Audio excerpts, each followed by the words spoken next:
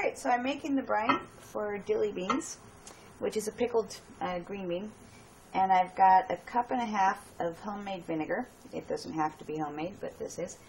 A cup of water, 2 teaspoons of salt, and now I'm adding 2 teaspoons of honey. And I'm going to bring all of that to a boil. So I'm stuffing the jars with the beans now, and I'm holding it on its side because it's easier to put them in that way. And you pack it pretty full because you want them to stand up, and you want to leave enough room so that the dill and the hot pepper and the garlic and everything can go in along the side, but those don't take up much space. So we're going to take 1 bay leaf, local bay leaf, a hot pepper, which is not local, but could be. Could be. We can grow those here. And what do you want for the dill? 1 head, 2 heads? Well, if they're little tiny, like some of these are. What about like this one? Yeah, just put the whole thing in. I didn't see that. Let me see.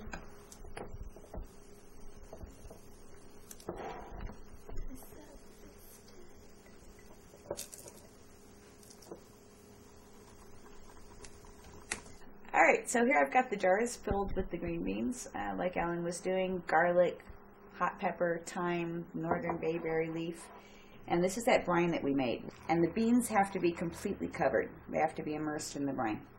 And then above the brine level, you can see I've got at least 1/2 inch of airspace, and that's what you want. And that enables the vacuum seal when we put the lids on. So then I have some extra virgin olive oil, and I'm going to just put enough in. It's about 2 tablespoons.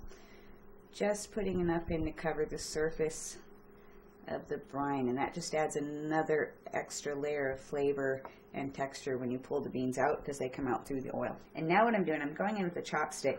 You could use a butter knife, you could use a spoon pressed in the center, and I'm trying to release any air bubbles that might be in there because I want the brine to touch every part of the beans.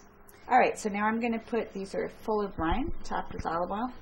They have a 2-piece canning lid on them, and they're going on top of a rack. And again, you don't have to have a pressure canner like this. We're not actually pressure canning these because the vinegar is what's going to preserve them. They're nice and acidic. They don't need the pressure canner.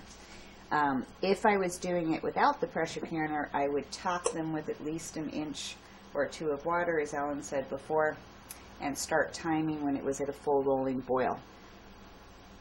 So there they are, and they're on top of a rack, or you could use a dishcloth. Now again, these aren't covered with water, but that's because I'm going to put the lid on of the pressure canner and seal it. If I was doing just like a stock pot or something like that, where it was open or with just a plain regular pot lid, then I would have to have 1 inch or 2 of water above this. So in here, I didn't actually cover them with water because there's going to be enough heat and pressure created by this sealed lid that it will penetrate all the way to the center of the jar, to the center of the beans.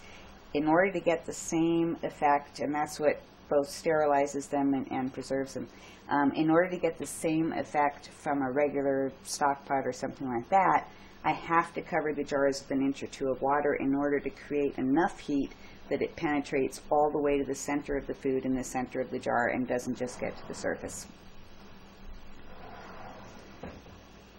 Oh, and how long are we cooking these for? And we're going to process for 10 minutes in a boiling water bath, counting from the moment that it reaches a full rolling boil, or in this case, the moment steam starts popping out the vent there.